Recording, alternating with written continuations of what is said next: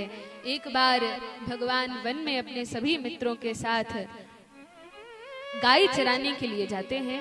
तो भगवान बछड़ों को पहले चराया, फिर गायों को चराया।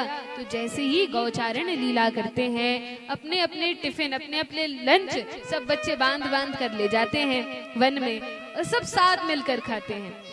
अब जैसे आज आप सभी लोग घर से कुछ कुछ बनाकर लाए हैं कि नहीं? सभी लोग कुछ कुछ लेकर आए हैं भगवान के लिए। ऐसे ही ये सारे ग्वाल बाल अपनी मैया से कहकर बड़े सुंदर सुंदर व्यंजन बनवाकर लाते थे और सब अपने अपने डिब्बों को खोलकर भगवान के सामने रख देते थे।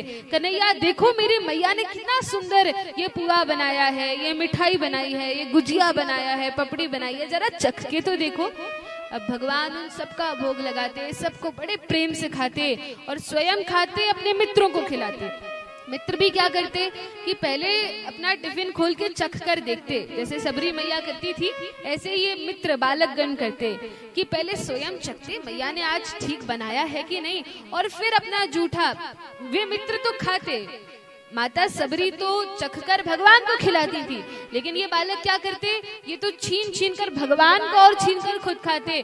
और भगवान भी बड़े कौतुकी, उनके मुख से निकाल कर भगवान स्वयं खा लेते। और भगवान की ऐसी विचित्र लीला को देखकर ब्रह्मा जी चकरा गए। ब्रह्मा जी ने सोचा, ये तो वो भगवान है जिनको खूब 56 भोग लगाए जाते हैं, तुलसी दल रखा जाता है, घंटी बजाई जाती है, तब तो ये खाते नहीं है। वेदों का मंत्र उच्चारण करते हैं तब ये खाते नहीं है। बड़े बड़े यज्ञ करते हैं, उसमें स्वाहा स्वाहा करके इनको भोजन देते हैं, आहुतियां देते हैं, तब ये ग्रहण करते नहीं है। और ये ग्वाल बाल इनके मुख से इनकी झूठन निकाल निकाल के छीन छीन कर भगवान खा रहे हैं। ये भगवान कैसे हो सकते हैं? भगवान तो कभी किसी का झूठा नहीं खाते, ये कैसे भगवान है? तब रही थी अलग अलग स्थानों पर गौएं चर रही थी और भगवान अपने सखाओं के साथ बैठकर भोजन कर रहे थे। उसी समय ब्रह्मा जी आकर सारी गायों को चुराकर छुप जाते हैं। मित्रों ने देखा, कन्हैया बहुत समय हो गया, हमारी गैये कहाँ चली गई, सारी गौ माता गौवंश कहाँ चला गया? भगवान ने कहा, पता नहीं, दिख नहीं रहा।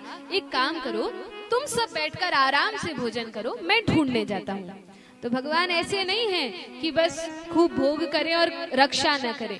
जब जब संकट की स्थिति आती है, भगवान अपने भक्तों से तो कहते हैं तुम खाओ पियो, और स्वयं जाकर देखते हैं कि क्या बात है। मित्रों ने कहा, नहीं कन्हैया हम जाएंगे। भगवान ने कहा, नहीं मैं जाऊंगा। भगवान उठते हैं और गौ वंश को ढूंढने के लिए जैसे ही जाते हैं, ब्रह्मा जी आकर इन सारे बालकों की भी चोरी कर लेते हैं और छुप जाते हैं। भगवान तो सच्चिदानंद विग्रह हैं, भगवान समझ गए कि ब्रह्मा जी मेरी परीक्षा लेना चाहते हैं। तो भगवान भी बड़े कौतुकी हैं। भगवान ने क्या किया, पहले ही ब्रह्मलोक चले गए। ब्रह्मा जी चोरी करके ब्रह्मलोक ले जाते, अपने घर ले जाते, लेकिन भगवान स्वयं ब्रह्मा जी बनके चतुर्मुख बनकर पहले ही ब्रह्मलोक चले गए। और ब्रह्मलोक में जाकर वहाँ के सभी निवासियों से कह दिया, देखो यहाँ पे एक नकली ब्रह्मा आने वाला है जो बहुत सारे ग्वाल बाल बछड़ों को लेकर आएगा, उसको घुसने मत देना, वो बहुत बड़ा चोर है। अच्छा, कहा ठीक है। अब सब ब्रह्मलोक के वासी सावधान हो गए और भगवान पुनः पृथ्वी पर गए।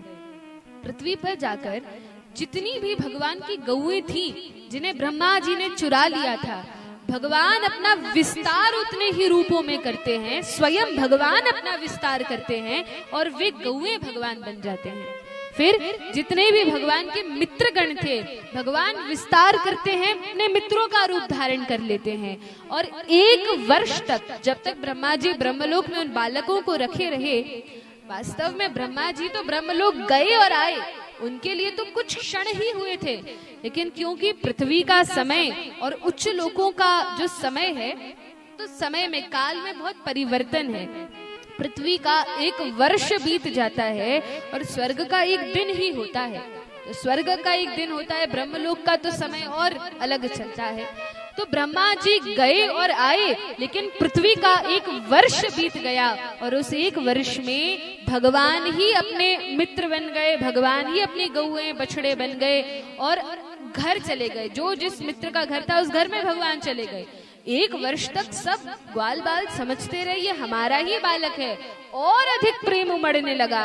ये गायें पहले जितना दूध बछड़ों को देती थी उससे और अधिक देने लगी, क्योंकि साक्षात भगवान अब बछड़ा बन गए हैं तो और अधिक प्रेम उमड़ रहा है। 1 वर्ष तक भगवान ने सभी को सौभाग्य दिया माता पिता बनने का, क्योंकि इन्होंने पहले कड़ी तपस्या की थी माता पिता बनने के लिए, इसलिए भगवान ने उनकी भी इच्छा पूरी की। और अब 1 वर्ष के बाद जब ब्रह्मा जी वापस आते हैं, पता चलता है ब्रह्मलोक से डंडे मार के भगा दिया कि तुम ब्रह्मा नहीं हो। अरे मैं ब्रह्मा नहीं हूँ तो ब्रह्मा कौन है? कहा असली ब्रह्मा आए थे, सब बता के गए हैं, तुम चोर हो। ब्रह्मा जी समझ गए, ओह मुझसे तो बहुत बड़ा अपराध बन गया भगवान के चरण कमलों में।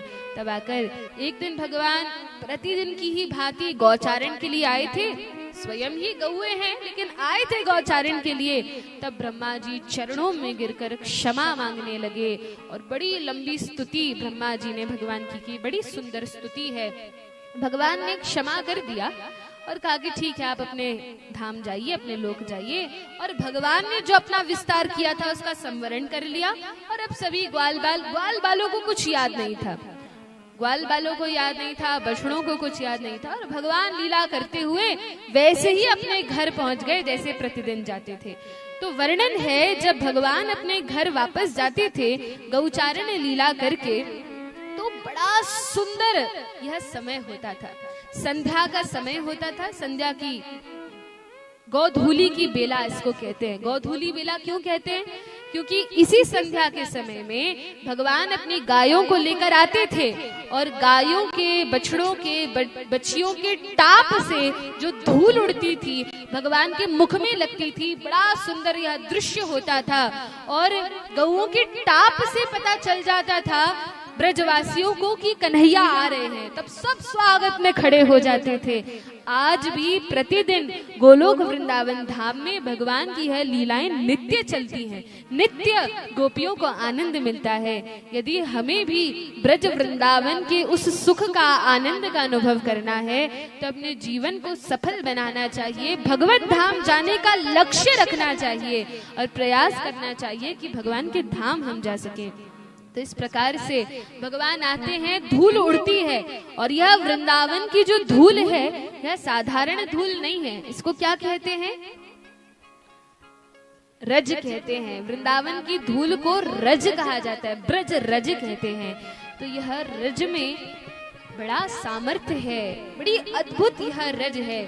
जो इस रज को नित्य अपने मस्तक पर लगाता है, कोई व्यक्ति निश्चय कर ले, नियम ले ले कि मैं ब्रज वृंदावन की रज को नित्य अपने माथे पे लगाऊंगा।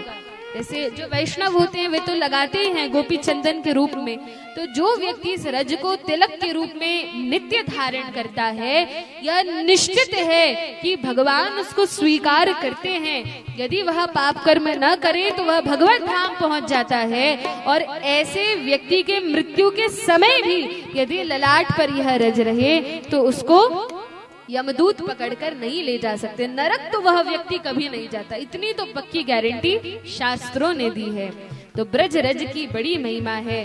कानों में यदि यह रज उड़कर पड़ जाए तो क्या होता है? भगवान के भजनों को सुनने का आनंद प्राप्त होता है। मुख में चली जाए, जिह्वा पर चली जाए तो क्या होता है? मुख से अनवरत भगवान का नाम निकलने लगता है। ब्रज वृंदावन की यह रज में बड़ा चमत्कार है, बड़ी सुहावनी यह रज है, भगवान को अति प्रिय है। विचार कीजिए, जिस रज पर भगवान नंगे पांव चला करते थे वह वृंदावन बदल थोड़ी गया है, वो रज आज भी है। वृंदावन में भले ही और सब कुछ बदल गया हो लेकिन रज नहीं बदली, यमुना जी नहीं बदली, ये सब वही है, आज भी है। तो जैसे ही वृंदावन जाएं सबसे पहले ब्रज रज को अपने माथे से लगाना चाहिए, प्रणाम करना चाहिए और तब भगवान के धाम में प्रवेश